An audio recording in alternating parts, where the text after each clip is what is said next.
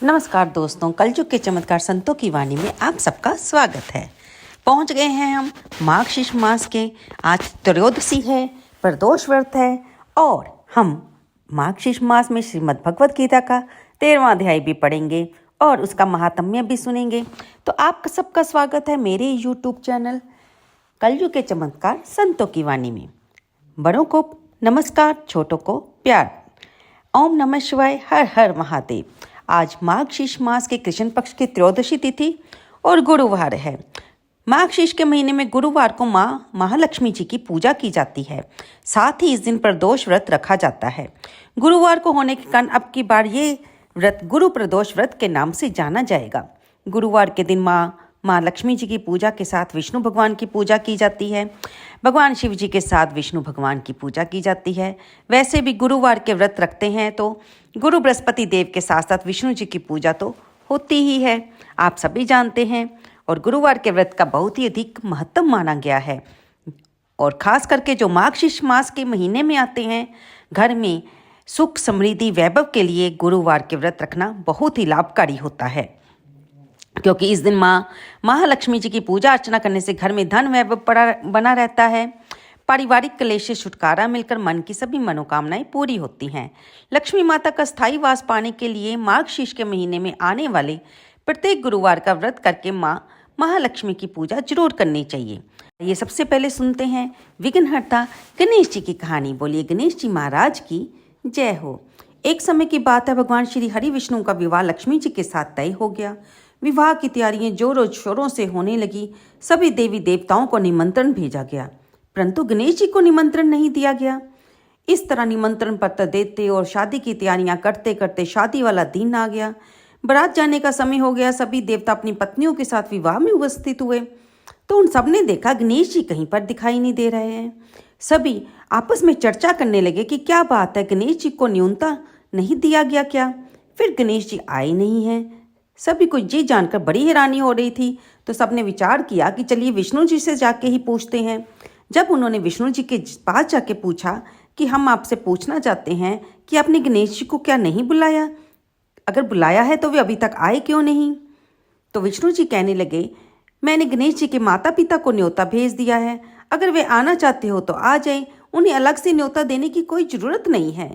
दूसरी बात यह है कि उनको 1.25 मन मूंग, 1.25 मन चावल, 1.25 मन घी और 1.25 मन लड्डू का भोजन देर भर चाहिए। अगर हम उन्हें बारात में लेकर चले गए तो उन्हें इस तरह खाता देखकर सारे लोग हम पर हंसेंगे। दूसरे के घर में जाकर इतना सारा खाना पीना अच्छी बात नहीं है। इस तरह वे वार्ता कर ही रहे थे तो किसी ने सुझाव दिया कि यदि गणेश जी आ जाए तो क्या है, द्वारपाल बनाकर घर पर बिठा देना और कह देना कि तुम घर का ध्यान रखना, जिससे गणेश जी को ये नहीं लगेगा कि उन्हें बुलाया नहीं। तब विष्णु जी को ये बात पसंद आ गई।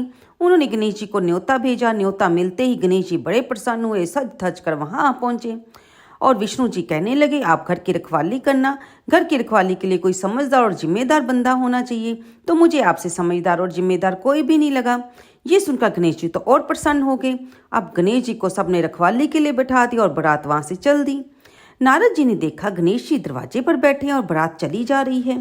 वे गणेश जी के पास गए और पूछने लगे, आप बारात में नहीं जा रहे क्या? तब गणेश जी भगवान ने कहा कि विष्णु जी ने मुझे घर की सारी जिम्मेदारी दी है।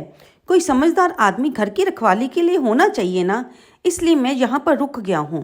तो नारद जी कहने लगे कि उन्होंने आपका अपमान किया है। विष्णु जी तो आपको बुला ही नहीं रहे थे। जब सबने पूछा तो वह कहने लगे कि उनके बड़े बड़े कान हैं, सूंड है, मोटा पेट है, सब लोग उन पर हंसेंगे और वे खाते भी बहुत हैं। 1.25 मन लड्डू, 1.25 मन मूंग, 1.25 मन घी बारात में ले जाकर मेरे ससुराल वालों की तो बदनामी होगी। तो बारात में देखो कि कैसे बाराती आए हैं। अब ये सुनकर गणेश जी बहुत दुखी हुए और नारद जी से कहने लगे कि अब आप बताइए मैं क्या करूं। नारद जी ने कहा, आप ऐसा करो, अपनी मूषक सेना को आगे भेज दो। उनसे कहना कि आगे जाकर सारा रास्ता खोखला कर दें, जिससे इन सब के वाहन धरती में धंस जाएं। इस तरह ये परेशान होंगे और आपको सम्मान पूर्वक बुलाएंगे, क्योंकि विष्णु जी ये भूल गए हैं कि आप तो सर्वप्रथम पूजनीय हैं। गणेश जी ने नारद जी के कहते ही अपनी मूषक सेना को जल्दी से आगे भेज दिया। कहा कि सारी जमीन को खोखली कर देना। चूहों ने वैसा ही किया। अब विष्णु जी की बारात वहाँ से गुजरने लगी तो रथों के पहिए धरती में धंस गए। लाख कोशिश की, पहिए नहीं निकल रहे थे। सभी ने अपने अपने उपाय किए पर पहिए नहीं निकले, बल्कि जगह जगह से टूट गए। अब किसी की समझ में नहीं आ रहा था कि क्या किया जाए। उधर शादी का मुहूर्त निकला गया जा रहा था तो विष्णु जी बड़े परेशान थे। तब नारद जी वहां पहुंचे और बोले, आप लोगों ने गणेश जी का अपमान करके अच्छा नहीं किया है। यदि उन्हें मनाकर लाया जाए तभी आपका कार्य सिद्ध हो सकता है। आप पर आया ये संकट तभी टल सकता है अगर आप विघ्नहर्ता गणेश जी को सम्मान सहित यहाँ पर बुलाएंगे और अपने साथ लेकर जाएंगे। तो शंकर भगवान ने अपने दूत नंदी को भेजा। नंदी गणेश जी को लेकर वहां आ गए। गणेश जी का सबसे पहले आदर सम्मान किया गया, उनका पूजन किया गया। तब कहीं जाकर रथ के पहिए निकले। अब रथ के पहिए तो निकल आए, वे तो जगह जगह से टूट फूट गए थे। अब उन्हें ठीक कौन करे? तो पास के ही खेत में एक खाती काम कर रहा था। उसे समाचार भेजा कि सारे रथों के पहिए सही कर दो।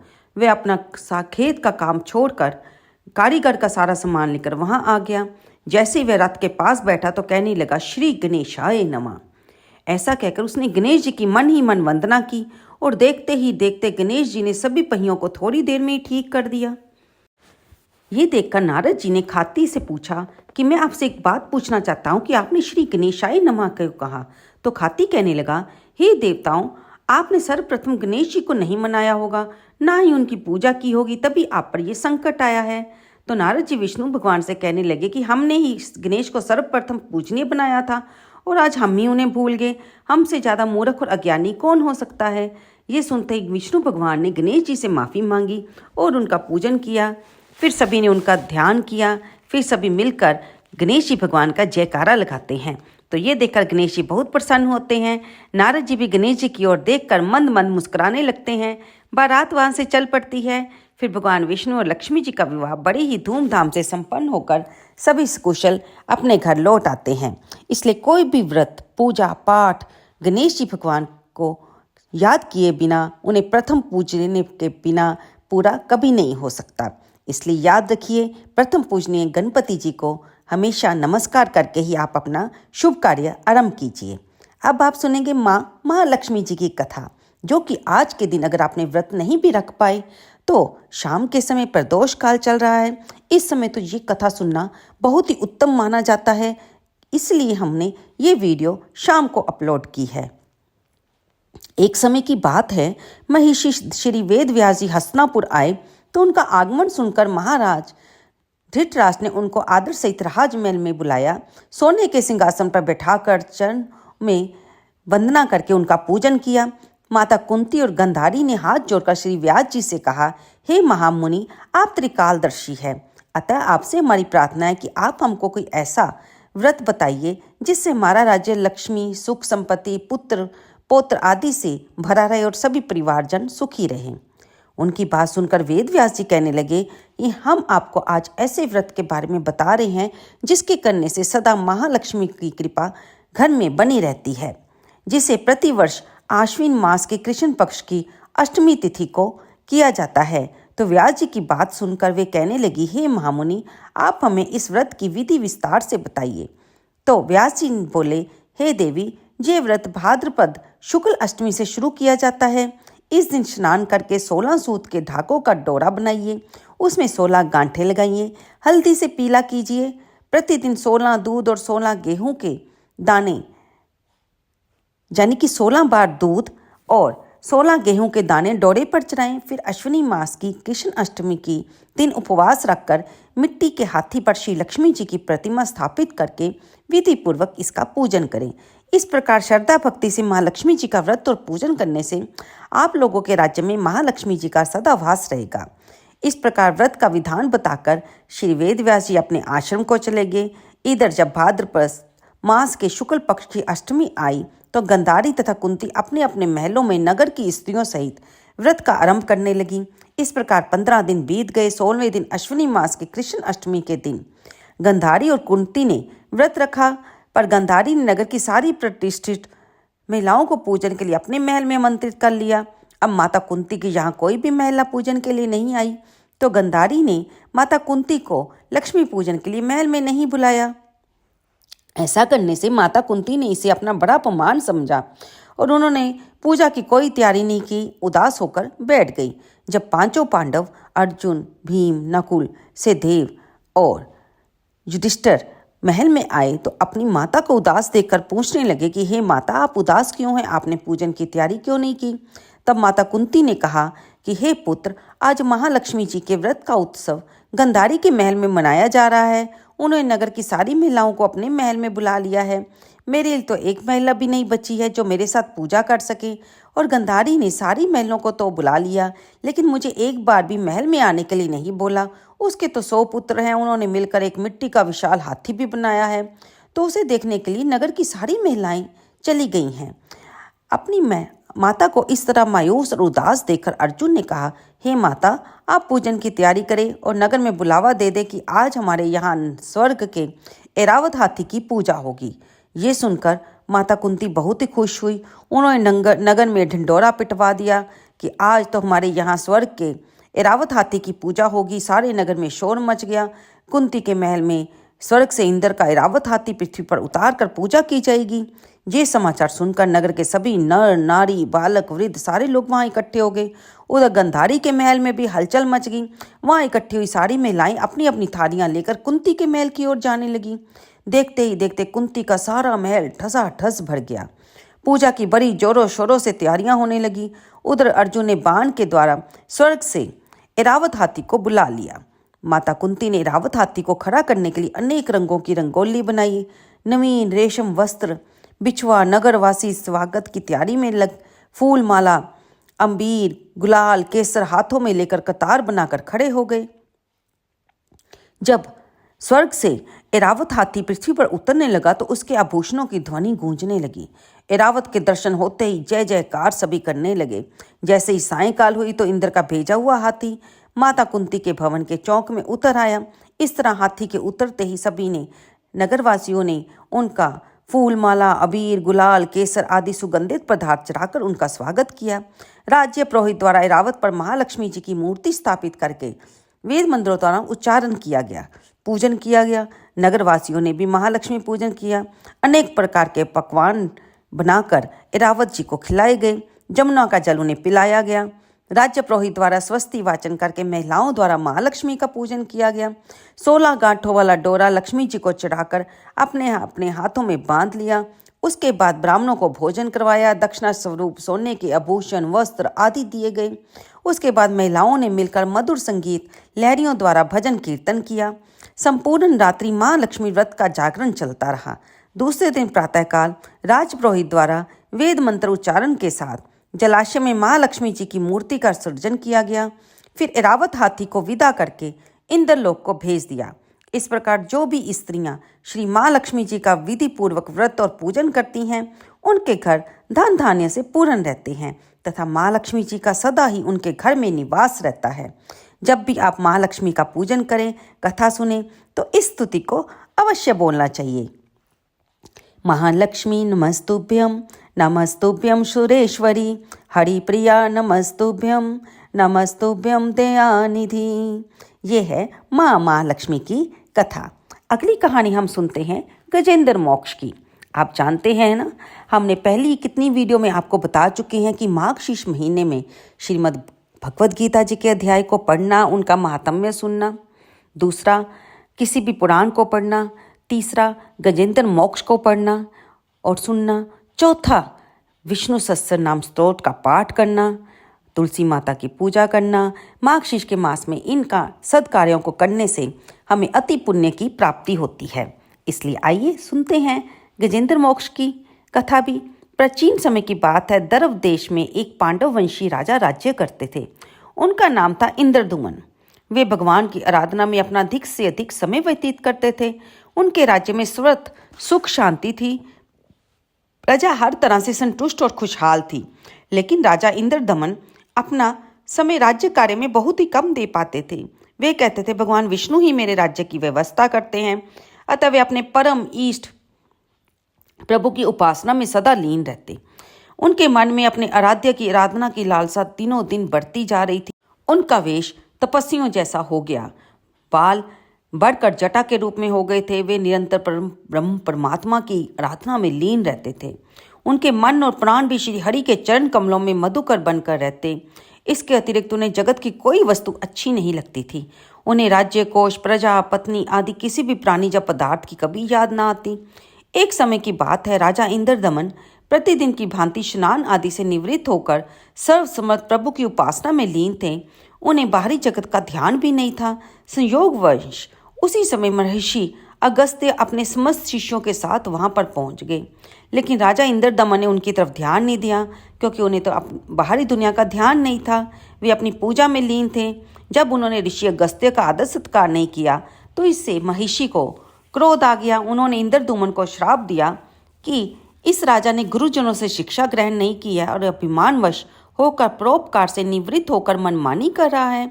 ऋषियों का अपमान करने वाले ये राजा हाथी के समान जड़ बुद्धि हो जाए। मैं इसे श्राप देता हूँ। इसे घोर अज्ञान में हाथी की योनि प्राप्त हो। अब महिषी तो राजा इंद्रदुमन को श्राप देकर चले गए और राजा इंद्रदुमन ने भी इसे श्री भगवान का मंगलमय विधान समझकर प्रभु के चरणों में सिर रख दिया।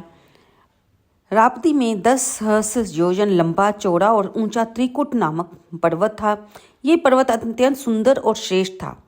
इस त्रिकुट पर्वत की तराई में ऋतुमान नामक भगवान वरुण का क्रीड़ा का क्षेत्र था। उसके चारों ओर दिव्य वृक्ष शोभित थे। वे वृक्ष सदा पुष्पों और फूलों से लदे रहते। उसी में हाथी रहा करते थे। उन्हीं हाथियों के साथ शक्तिशाली और अमित पराक्रमी गजेंद्र रहता था। ये गजेंद्र और कोई नहीं, राजा इंद्रदुमन थे, जो श्राप की वजह से हाथी की योनि में आ गए थे। एक समय की बात है, गजेंद्र अपने हाथियों से प्यास लगने के कारण व्याकुल हो गया और कमल की गंध से सुगंधित वायु को सूंघकर चित्त आकर्षित विशाल सरोवर के तट पर जा पहुंचा। वहां पर निर्मल शीतल और मीठे जल में प्रवेश किया। पहले तो उसने जल भरकर अपनी प्यास बुझाई, फिर जल में स्नान करके अपना श्रम दूर किया। तत्पश्चात उसने जल क्रीड़ा आरंभ कर दी। वे अपनी सूंड में जल भरकर उसकी फुहारों से हाथियों को स्नान कराने लगा। तभी अचानक से गजेंद्र हाथी जोर से चीखा, क्योंकि किसी मगरमच्छ ने आकर उसका पैर पकड़ लिया था। गजेंद्र अपना पैर छुड़ाने के लिए पूरी ताकत लगाई, परंतु उसका वश नहीं चला, ना ही पैर छूटा। अपने स्वामी गजेंद्र को ग्रहग्रस्त देखकर हथनियाँ वहां पर व्याकुल हो गई। वे सूंड उठाकर चिंघाड़ने लगी और गजेंद्र को बचाने के लिए सरोवर के भीतर बाहर दौड़ने लगे। इस तरह उन्होंने भी पूरी कोशिश की।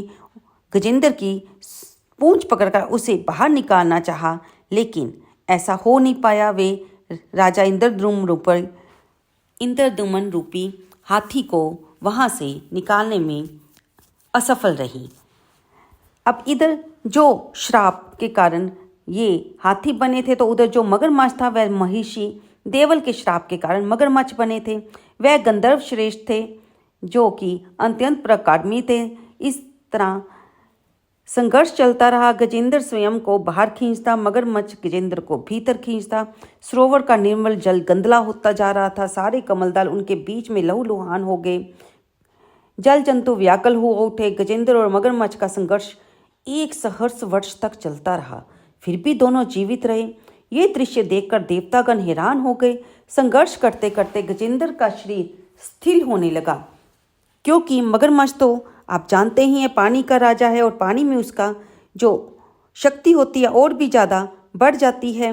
इसलिए उसके उत्साह में कोई कमी नहीं आई थी। नवीन उत्साह से अधिक शक्ति लगाकर वह गजेंद्र को खींचने लगा। अब असमर्थ गजेंद्र के प्राण संकट में पड़ गए, क्योंकि अब तक उसके सभी संगी साथी थक कर उसे छोड़कर चले गए थे। हथनियाँ भी छोड़ गई थी, पुत्र भी छोड़ गए थे। उसकी शक्ति और पराक्रम का अहंकार चूर चूर हो गया था। वह अब पूर्ण तरह निराश हो गया। किंतु गजेंद्र को अपने पूर्व जन्म की याद थी, तो उसने निश्चय किया कि मैं कराल काल के भय से चराचर प्राणियों के सर्वसम्मत प्रभु की शरण में जाता हूँ। इस निश्चय के साथ गजेंद्र मन को एकाग्र करके पूर्व जन्म में सीखे श्रेष्ठ स्त्रोत द्वारा प्रभु की भक्ति और स्तुति करने लगा। गजेंद्र की स्तुति सुनकर सर्वसम्मत परमात्मा श्री विष्णु हरि प्रकट हो गए। गजेंद्र को देखकर भगवान गरुड़ पर सवार होकर अत्यंत शीघ्रता से सरोवर के तट पर पहुंचे। जब जीवन से निराश तथा पीड़ा से छटपटाते हुए गजेंद्र ने हाथ में चक्कर लिए गरुड़ पर आरूढ़ हुए भगवान विष्णु को अपनी ओर आते देखा तो उन्होंने कमल का एक सुंदर पुष्प अपनी सूंड में लेकर ऊपर उठाया और बड़े कष्ट से कहा, हे नारायण, हे जगत गुरु भगवान, आपको नमस्कार है। गजेंद्र को अत्यंत पीड़ित देखकर भगवान विष्णु गरुड़ की पीठ से कूद पड़े और गजेंद्र के साथ मगरमच्छ को भी सरोवर से बाहर खींचकर उसके अपने चक्कर से उन्होंने मगरमच्छ का मुंह फाड़कर गजेंद्र को भी मुक्त करा दिया। ब्रह्मा सहित सभी देवता भगवान श्री विष्णु का देखकर प्रसन्न हो गए, उनकी गुणगान करने लगे और मगरमच्छ भी अब दिव्य शरीर से अपने पहले वाले शरीर को प्राप्त हुआ। उसने विष्णु भगवान के चरणों में सिर रखकर प्रणाम किया, भगवान विष्णु का पूजन किया। इधर भगवान विष्णु के मंगलमय वरद हस्त के स्पर्श से पाप मुक्त होकर अभिशप्त हुहु गंधर्व ने प्रभु श्री हरिविष्णु की परिक्रमा की और फिर वे अपने लोक को चले गए। भगवान विष्णु ने गजेंद्र का उद्धार करके उसे अपना पार्षद बना लिया। गंधर्व, सिद्ध और देवगण उनकी लीला का गान करने लगे। गजेंद्र की स्तुति से प्रसन्न होकर भगवान विष्णु ने सबके सामने कहा कि प्यारे गजेंद्र, जो लोग ब्रह्म मुहूर्त में उठकर तुम्हारी की हुई स्तुति से मेरा पूजन करेंगे, स्तवन करेंगे, उन्हें मैं मृत्यु के समय निर्मल बुद्धि का दान करूंगा। ये कहकर भगवान विष्णु ने पार्षद रूप में गजेंद्र को साथ लिया और गरुड़ पर आरूढ़ होकर अपने दिव्य धाम को चले गए। तो बोलिए श्री विष्णु भगवान की जय हो। तो दोस्तों, ये है गजेंद्र मोक्ष की कथा, जिसे कि आपको हो सके तो हर दिन एक बार सुन लीजिए, नहीं तो कभी कभी जो हमारे महीने के पवित्र दिन होते हैं, जैसे कि एकादशी का हो गया, अमावस्या का होगा, पूर्णमासी का हो गया, जहाँ आपने कोई और व्रत रखा है, उस दिन भी अगर आप इस कथा को सुनते हैं तो आपका कल्याण ही होगा। तो अब बारी आती है श्रीमद् भगवद गीता के 13वें अध्याय और उसका महात्म्य की। स्वर्ग देख ललचे नहीं, मटी से नहीं वैर, ऊसर धरती को सम उपवन की सैर, सुंदर नारी रत नहीं, नहीं मोह और काम, शीत उष्ण सम है जिसे नहीं क्रोध का नाम, जैसे सोवे पलंग पर तिमि धरती पर सोए, रोग द्वेष रहित जो भक्ति में दृढ़ होए, हे अर्जुन उस जीव को जानो ब्रह्म का ज्ञान, अति प्यारा बेजर मुझे अर्जुन निश्चय जान। श्री कृष्ण अर्जुन से कहने लगे, हे कुंती पुत्र, ये शरीर क्षेत्र कहलाता है, इसके जानने वाले को क्षेत्रज्ञ कहते हैं। संपूर्ण क्षेत्र में क्षेत्रज्ञ मुझे जान। क्षेत्र और क्षेत्रज्ञ का जो ज्ञान है, मेरे मत से वही ज्ञान है। वही क्षेत्र कैसे रूप का है, उसमें कौन कौन से विकार होते हैं, उसकी उत्पत्ति किस प्रकार से हुई और क्षेत्र का क्या प्रभाव है, ये सारी बातें मैं तुम्हें संक्षेप से कहता हूँ, सुनो। अनेक ऋषियों ने अनेक प्रकार के छंदों में इसको बताया है। वेदों ने पृथक पृथक इसका वर्णन किया है और ब्रह्मसूत्र पदों को में ये ज्ञान निश्चय किया गया है। पंच महाभूत, अहंकार, बुद्धि, अव्यक्त प्रकृति, 10 इंद्रियां, मन तथा 5 इंद्रियों के विषय तथा इच्छाते से सुख दुख, चेतना, धृति, इनके समूह, संक्षेप में क्षेत्र और क्षेत्रज्ञ के यही विकार है। मान और पखंड से रहित अहिंसा, सहनशीलता, सरल गुरु की सेवा, पवित्रता, अपने मन का संयम, इंद्रियों के विषय से विरक्त, अहंकार रहित और जन्म मृत्यु, बुढ़ापा, रोग, दुख आदि दोषों को देखना, पुत्र, स्त्री, ग्रह इत्यादि में आसक्ति ना करना और इनमें अपने को सुख दुख ना मानना, इष्ट अनिष्ट की प्राप्ति में हर्ष विषाद रहने में, अनन्य भाव से मेरी अनन्य भक्ति में एकांत में रहना, जन समूह में रहने से विराग करना, सदा स्मरण करना कि मैं परमात्मा का अंश हूँ, ज्ञान प्राप्ति के उद्देश्य से मोक्ष को सबसे श्रेष्ठ मानना, इसे ही ज्ञान कहते हैं। इससे जो भिन्न है वे अज्ञान है। अब ज्ञेय का स्वरूप वर्णन करते हैं, जिनको जानकर मनुष्य को मोक्ष प्राप्त होता है। वह आदि रहित, बड़ों से बड़ा, अकथनीय होने से ना सत ही कहा जाता है और ना असत ही कहा जाता है। सब उसके हाथ और चरण है, सब और नेत्र, सिर और मुख है, सब और कान है। वह सब इंद्रियों के गुणों का प्रकाश है, पर उसकी कोई इंद्री नहीं है। जिसको किसी से आसक्ति नहीं है, पर जो सबका आधार है, जो स्वयं निर्गुण होने पर भी गुणों को भोगता है, जो सब भूतों के बाहर भीतर है तो भी चर और अचर है, जो अत्यंत सूक्ष्म होने के कारण जाना नहीं जाता, जो दूर भी और निकट भी है, जिसके विभाग नहीं होते, पर जो भिन्न भिन्न भागों में विभक्त है, समान रहता है, समस्त भूतों का पालन, नाश और उत्पन्न करने वाला वही ज्ञेय है। वह अंधकार से परे ज्योतिमान पदार्थों को ज्योति देता है। वही ज्ञान जानने योग्य पदार्थ ज्ञान के द्वारा जानने योग्य सबके हृदय में निवास करता है। इस प्रकार क्षेत्र ज्ञान और क्षेत्र, इनको संक्षेप में कहा, मेरा जानकर मेरा भक्त मेरे पद के योग्य होता है। प्रकृति और पुरुष दोनों ही अनादि हैं। विकारों और गुणों की उत्पत्ति प्रकृति से हुई है। कार्य और कारण को प्रकृति उत्पन्न करती है। पुरुष तो सुख और दुख को भोगता है। प्रकृति में पुरुष रहता है, प्रकृति के गुणों का उपभोग करता है, तदनुसार उत्तम तथा अधम योनि में जन्म लेता है। इस देह में उसे उपद्रष्टा, अनुमंता, भर्ता, भोक्ता, महेश्वर, परमात्मा और परम पुरुष कहते हैं। इस प्रकार के गुणों के साथ प्रकृति और मनुष्य को जो जानता है, उसका रहन सहन चाहे जैसा भी हो, पुनः जन्म नहीं होता। कोई ध्यान से, कोई सांख्य योग से, कोई कर्म योग के द्वारा अपने को आत्मा में देखते हैं, परंतु कोई तो इस प्रकार से ना जानते हुए भी दूसरों से सुनकर ध्यान करते हैं और श्रद्धा से सुनकर वे मृत्यु के पार चले जाते हैं। हे अर्जुन, स्थावर या जंगम सब प्राणी क्षेत्र और क्षेत्रज्ञ के संयोग से ही होते हैं। परमेश्वर सब भूतों में समान रूप से हैं। भूतों के नष्ट होने पर भी उनका नाश नहीं होता। इस भांति जो देखता है वही देखने में समर्थ है। सब में समान रूप से स्थित परमेश्वर को देखता हुआ जो अपनी आत्मा का नाश नहीं करता, वह उत्तम गति प्राप्त करता है। जो ये देखता है प्रकृति द्वारा सब कर्म होते हैं और आत्मा को अकर्ता मानता है, वास्तव में वही मानो देवता है। जब वह भिन्न भिन्न भूतों को परमेश्वर के बीच एक रूप देखता है और उसी से उनका विस्तार देखता है, तब वह ब्रह्म को प्राप्त होता है। हे कौन्तेय, अनादि और निर्गुण होने से परमेश्वर अव्यय है। शरीर में रहता हुआ भी वह कुछ नहीं करता, ना उसमें लिप्त होता है। जैसे आकाश सर्वत्र व्याप्त होने पर भी किसी से मिलता नहीं, उसी भांति देह में सर्वत्र व्याप्त ये आत्मा भी इसमें लिप्त नहीं होती। हे अर्जुन, जैसे एक ही सूरज सारे लोगों को प्रकाशवान करता है, वैसे ही क्षेत्रज्ञ सारे क्षेत्र को प्रकाशवान करता है। जो लोग ज्ञान दृष्टि से क्षेत्रज्ञ का भेद तथा भूतों की प्रकृति देखकर मोक्ष का उपाय जान लेते हैं, वे परम पद को प्राप्त होते हैं। तो दोस्तों, यहाँ पर हमारा 13वां अध्याय भी समाप्त होता है। भगवान जिसमें यही बताने की हम समझाने की कोशिश कर रहे हैं अर्जुन के जरिए कि हम हर स्थिति में भगवान के ही प्रति समर्पित हों और भगवान को ही हर स्थान पर हर अवस्था में जाने। उन्हीं के निमित्त हम सभी कर्म करते हुए अपने सभी कर्मों को उन्हीं को समर्पित करें, तभी हम भगवान को पा सकते हैं, तभी हम उनके लोक को जा सकते हैं, तभी हम निर्वाण पद को प्राप्त कर सकते हैं।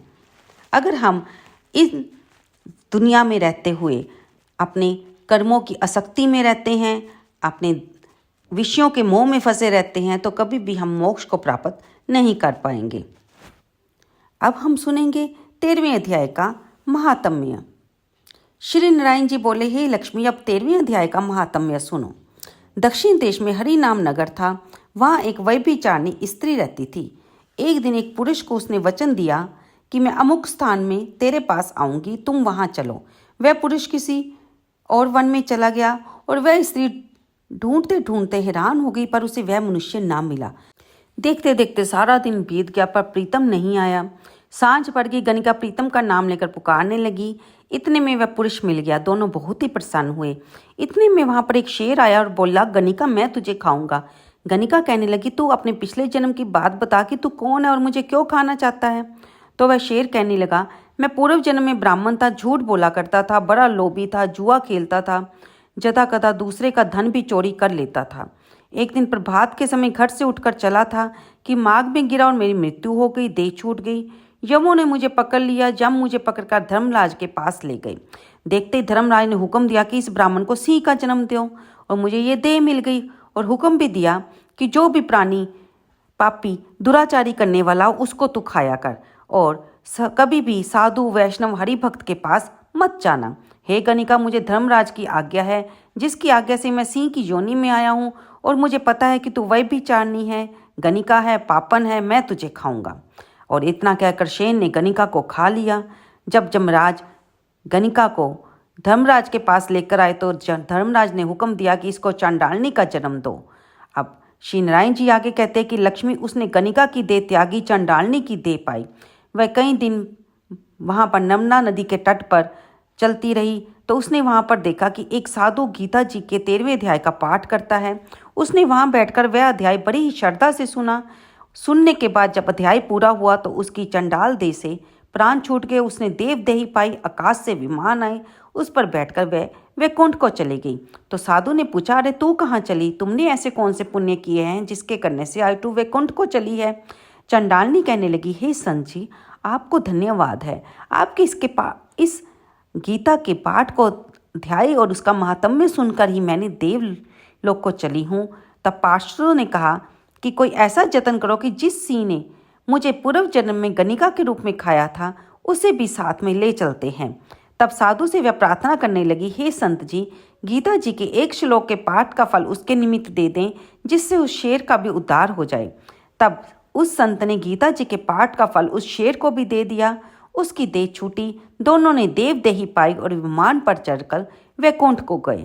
तो नारायण जी कहते हैं, हे लक्ष्मी, ये गीता जी के 13वें अध्याय का महात्म्य है। जो भी श्रद्धा भाव से सुनता है, पढ़ता है, उसकी मनोकामना पूर्ण होती है।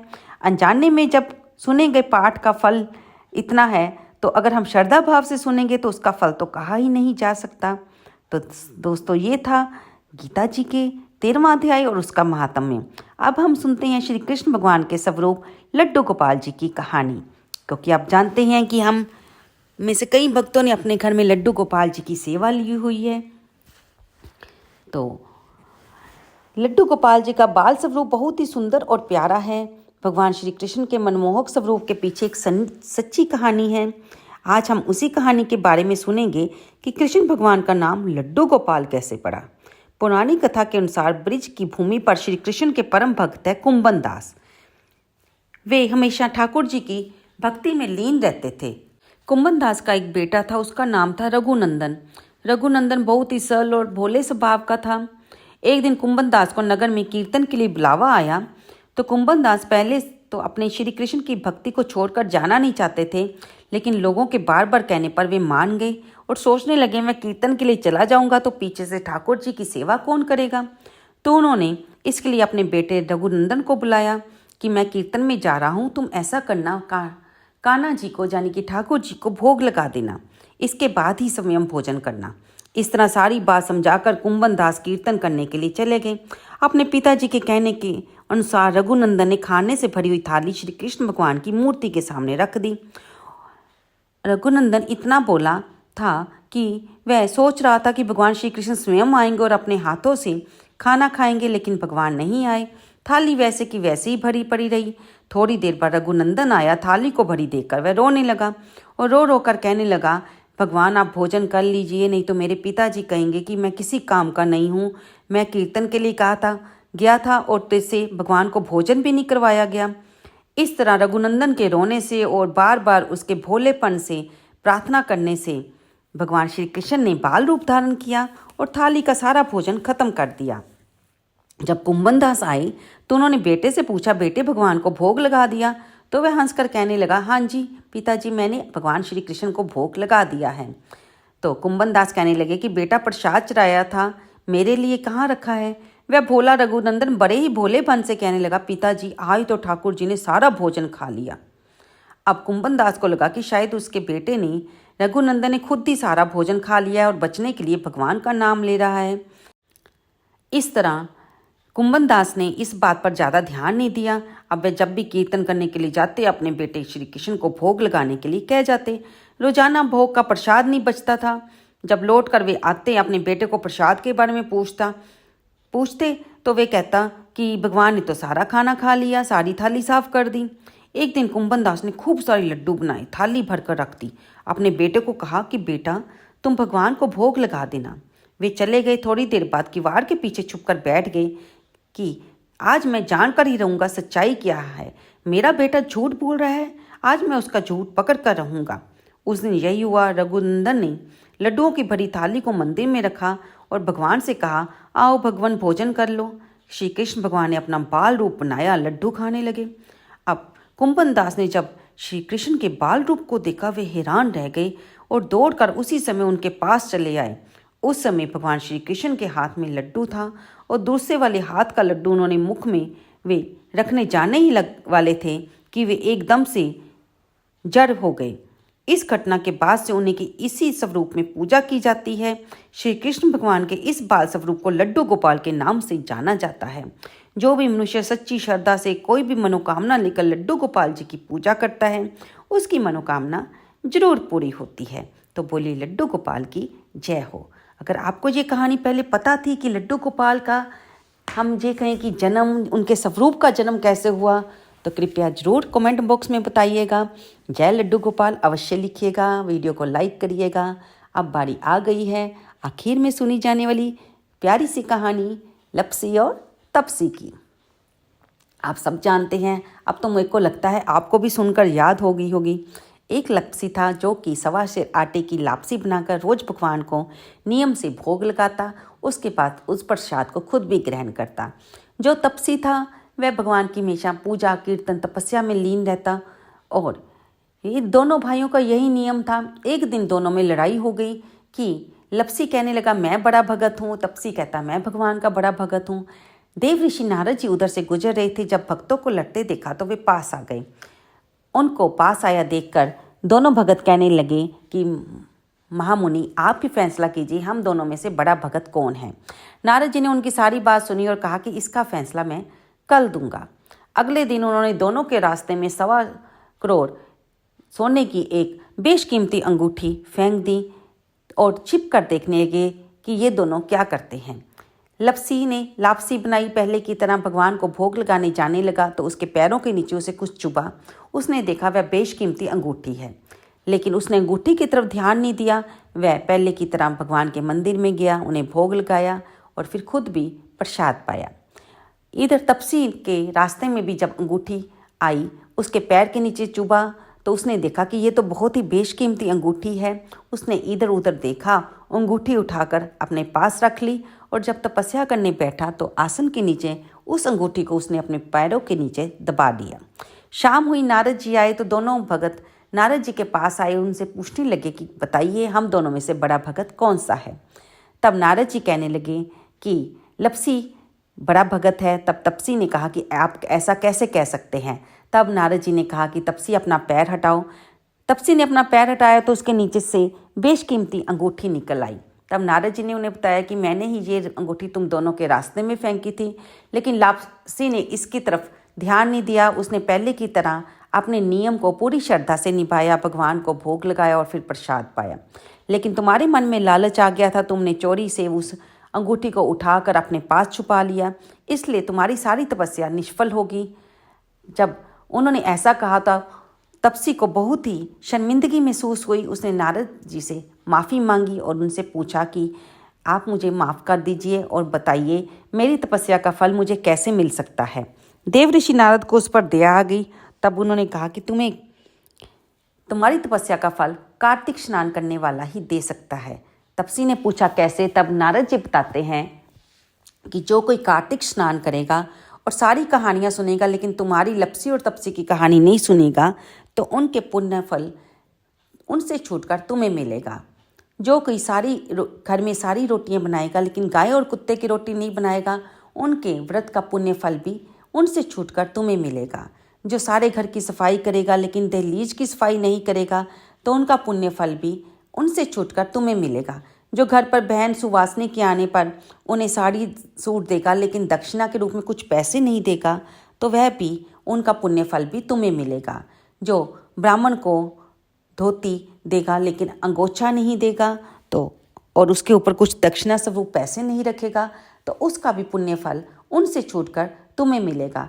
जो दिए से दिया जलाएगा उसका पुण्य फल भी तुम्हें मिलेगा। जब तपसी ने ये सुना तो वह प्रसन्न हो गया और वापस भगवान की तपस्या में लीन हो गया। तो दोस्तों तभी से ये कहा जाने लगा कि आप जब भी कोई भी महीना पवित्र हो, वैशाख का हो, कार्तिक का हो, माघ का हो, सावन का हो, आप जब भी कोई व्रत रखें तो जो भी उस महीने की कहानियाँ हों उन कहानियों को साथ साथ लपसी और तपसी की कहानी अवश्य सुनिए। और कहानी सुनने के बाद हमें ये कहना चाहिए कि लपसी की पूजा का फल लपसी को मिले, तपसी की पूजा का फल तपसी को मिले और हमारे व्रत का, हमारे पूजा का फल हमें मिले। तो दोस्तों यहाँ पर आज का हमारा अध्याय, हमारी वीडियो समाप्त होती है। आपको ये वीडियो कैसी लगी कृपया से लाइक करें, शेयर करें, कमेंट बॉक्स में जय श्री हरि लिखना बिल्कुल ना भूलें। इस कथा को, इस वीडियो को सुनने वाले को, हुंकारा बनने वाले की भगवान सभी मनोकामनाएं पूरी करें।